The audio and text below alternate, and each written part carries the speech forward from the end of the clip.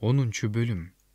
Бир нече мезгил өткөндөн кийин Амон падышасы өлүп, анын ордуна уулу Ханун падыша болду. Дөөт атасынын мага кылган жакшылыгы үчүн мен Нахаштын уулу Ханунга жакшылык кыламын деди. Дөөт Ханунга көңүл айтуу үчүн өз кулдарын жиберди. Дөөттүн кулдары Амон жерине келишти. Бирок Амон төрөлөрү өздөрүнүн мырзасы Ханунга мындай дешти: «Эмне? Дөөт сенин атаңды сыйлаганынан сага көңүл айтчуларды жиберди деп ойлоп жатасыңбы? Дөөт сага өз кулдарын шаарды карап чыгууга, чалгынdoого, андан соң талкалоого жиберип жүрбөсүн?» Ошондо Ханун Дөөттүн кулдарын кармап алып, алардын ар биринин сакалынын жарымын кырып, кийимдерин белинен ылдый кесип кое берди.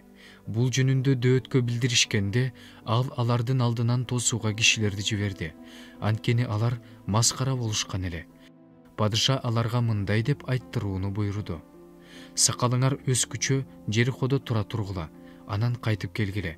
Амондуктар өздөрүнүн Дөөткө жек көрүндү болуп калышканын билип, Бейт-Рекоб менен Собадан сириялык 20 000 жөө аскер, Мааха падышасынан 1000 адам, Тобадан 12 000 адамды жалдаганы кишилерди жиберишти. Дөөт муну укканда Жояпты эр жүрөк аскерлери менен жөнөттү. Салгылашууга чыккан амондуктар дарбаза алдына тизилишти. Ал эми Рехоб менен Собадан келген сириялыктар, Мааха менен Тобадан келген кишилер талаада турушту. Жояп душмандын аскеринин алдынан да, артынан да өзүнө каршы коюлганын көрдү.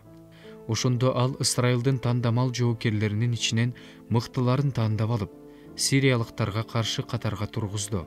Ал эми элдин калган бөлүгүн өзүнүн бир тууганы Абышайга тапшырды.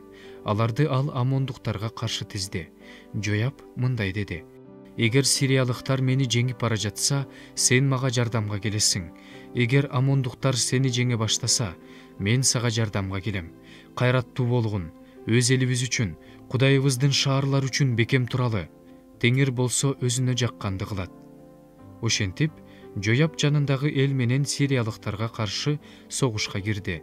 Сириялыктар андан качып жөнөштү. Амондуктар болсо сириялыктардын качканын көргөндө Абышайдан качып шаарга бет алышты.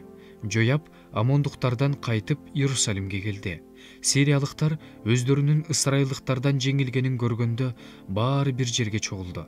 Ададезер суунун аркы өйүзүндөгү сириялыктарды чакырууга киши жиберди. Алар Хейламга келишти. Ададезердин аскер башчысы Шобак болсо аларга жетекчилик кылды. Дөөткө бул жөнүндө билдиргенде, ал ысрайылдыктардын баардыгын жыйнап, Иордандан өтүп, Хейламга келди. Сириялыктар Дөөткө каршы тизилип, аны менен салгылашышты. Бирок сириялыктар ысрайылдыктардан качып жөнөштү. Дөөт сириялыктардын 700 майдан арабасы менен 40 000 атчан жоокерин жок кылды. Аскер башчы Шобакты да өлтүрдү. Ал ошол жерде өлдү. Ададезерге баш ийген баардык падышалар өздөрүнүн ысрайылдыктардан жеңилгенин көрүшкөндө, алар менен тынчтык келишимин түзүп, багынып беришти. Ошондон кийин сириялыктар амондуктарга жардам берүүдөн коркуп калышты.